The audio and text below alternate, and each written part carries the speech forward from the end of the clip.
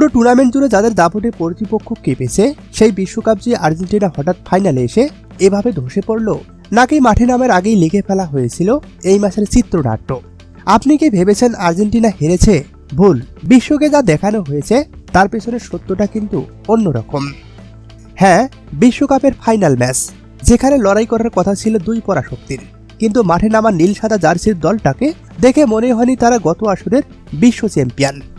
গতি নেই, আক্রমণ নেই, নেই কোনো চেনা ক্ষিপ্রতা।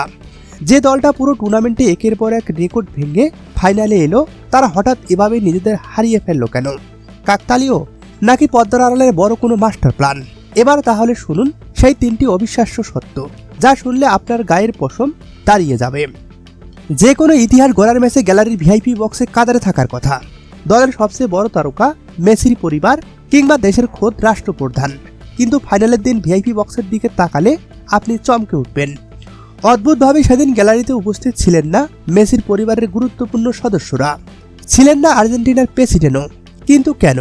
এটা কি নিছক কাকতালীয়, নাকি কোনো নিরাপত্তার জন্য হুমকি, কিংবা এমন কিছু তারা আগে থেকেই জেনে গিয়েছিল যা সাধারণ ফুটবল প্রেমীদের জানানো হয়নি?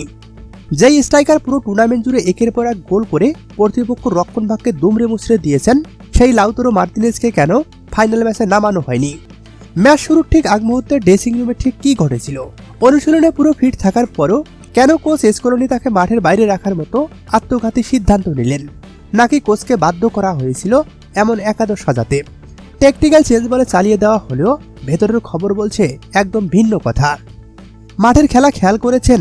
রেফারির একের পর এক বিতর্কিত সিদ্ধান্ত, স্পষ্ট ফাউল, লাল কার্ড, আর খেলোয়াড়দের অস্বাভাবিক মানসিক বডি ল্যাঙ্গুয়েজ। মনে হচ্ছিল আর্জেন্টিনা দলটার উপর মানসিক কোনো মনস্তাত্ত্বিক চাপ তৈরি করা হয়েছিল, যেন তারা মাঠে নেমেছিল জেতার জন্য নয়, স্রেফ ম্যাচটা শেষ করার জন্য।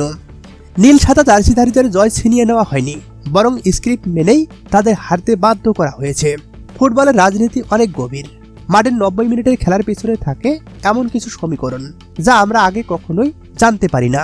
কিন্তু এই অস্বাভাবিক ফাইনাল ম্যাচটি বিশ্বজুড়ে কোটি কোটি ফুটবল প্রেমীদের মনে জন্ম দিয়েছে এক বিশাল প্রশ্নচিহ্ন। আপনার কি মনে হয়, আর্জেন্টিনা কি আসলেই নিজেদের ভুলে হেরেছে, নাকি বিশ্ব ফুটবলের রিং মাস্টাররা আগে থেকেই ঠিক করে রেখেছিলেন চ্যাম্পিয়নদের নাম? কমেন্ট করে জানিয়ে দিন আপনার যুক্তি।